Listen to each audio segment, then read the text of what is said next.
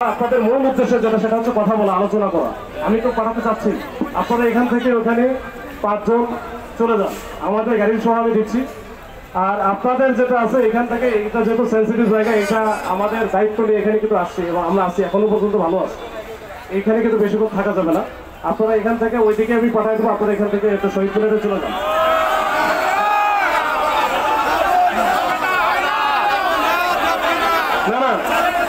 না হলে আমি এটা যেহেতু অবৈধ সমাবেশ, এখানে 144 জারি করা আছে।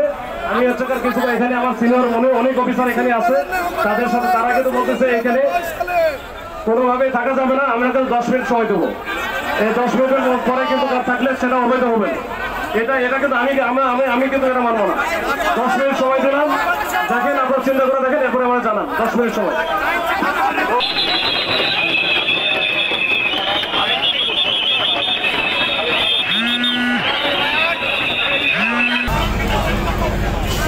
আমরা ইতিমধ্যে দেখতে পাচ্ছি যে পুলিশ ইতিমধ্যেই যে দল কামান এবং নিক্ষেপ করা হচ্ছে মিডিয়া সদস্যদের উপরে, এবং মিডিয়া সদস্যরা অনড় রয়েছে। তারা এখানে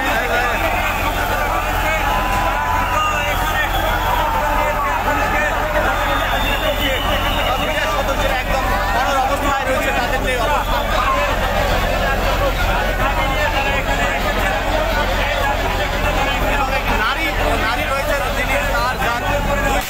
যে ইতিমধ্যে আমরা দেখতে পাচ্ছি যে সাউন্ড গ্রেনেড পাঠানো হচ্ছে এবং একটি থমথমে অবস্থা, রণক্ষেত্র পুরো যে কাকরাইল মোড় রয়েছে, সাউন্ড গ্রেনেড মারা হচ্ছে এবং মিডিয়ার সদস্যরা কিন্তু অনড় অবস্থায় রয়েছে। তারা তাদের যে অবস্থান ছিল অবস্থান থেকে কিন্তু এক চুলো নড়ানো যাচ্ছে না, সাউন্ড গ্রেনেড মারা হচ্ছে। আমরা দেখতে পাচ্ছি যে সাউন্ড গ্রেনেড উপেক্ষা করেই তারা কিন্তু তাদের যেই অধিকার আদায়ের যে 3 দফা দাবি, সেটির লক্ষ্য সামনের দিকে, এবং বিডিআর সদস্য অর্থাৎ বিডিআর এবং বিজিবি সদস্যরা কিন্তু একটি মুখোমুখি অবস্থান করছে। অর্থাৎ এই বিজিবির এই যারা পূর্বশরী, তারা এই বিডিআর এবং তারাও আজকে মুখোমুখি একটি অবস্থান করছে। আবারও গ্রেনেড ছোড়া হয়েছে এবং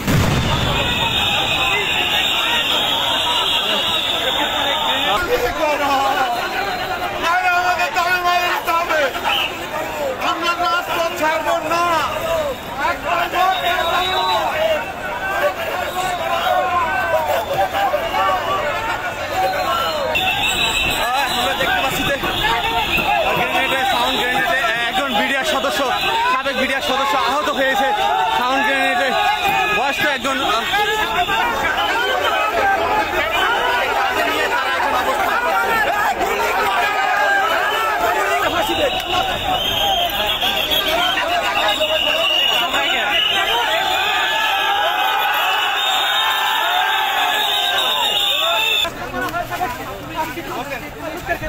একই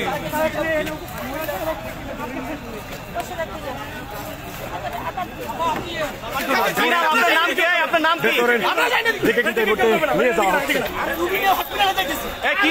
কি নাম? আপনার নাম কি ভাই? আপনার নাম কি? আপনি এখানে কি জন্য আসছেন? আমরা দেখতে পাচ্ছি আরো একজনকে অ্যারেস্ট করে নিয়ে যাচ্ছে, একের পর এক অ্যারেস্ট করে নিয়ে যাওয়া হচ্ছে বিডিআর সদস্যদেরকে।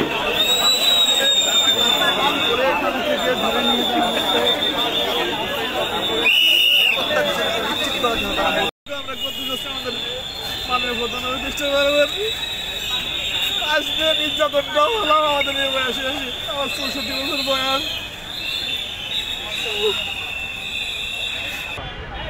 আপনার আহত কতজন হয়েছে এটা আমরা বলতে পারবো না ভাই, বহুজন আহত হয়েছে, আপনারা ভালো জানেন। বিভিন্ন জায়গায় বিভিন্ন, আমার সামনে তো 10-12 জন আমি দেখছি, তা আমি তো গুনি নাই। আর নবী সৈনিক ডিপার্টমেন্টে 3 বছর 2 বছর গাছকে শুদ্ধ সালাম দিতে হয়। আমরা এই জুনিয়র সজি আজও এখনো পিলখানায় কি ঘটনা হয়েছে, কোথায় কিভাবে হয়েছে এখনো বলতে পারি না ভাই। আমার 3 দিন তদন্ত হয়েছে, রাত 12টার সময় ডাকিছে তদন্ত অফিসার, বলা বস থুয়া বলছে তোর বাড়ি বগুড়া, তুই বাঁচলি না, এইটুকুই। কি সাক্ষী দাও, কি সাক্ষীতে জেলে যাবে, ভালো মন্দ কিছুই না। ন্যায্য দাবির জন্য আমরা যমুনা অভিমুখী করছি। আমরা ন্যায্য দাবি, সঠিক বিচারের জন্য। আমরা সঠিক বিচার পাইনি, এই সঠিক বিচারের জন্য যমুনা অভিমুখী করছি। একমাত্র আল্লাহ জানে।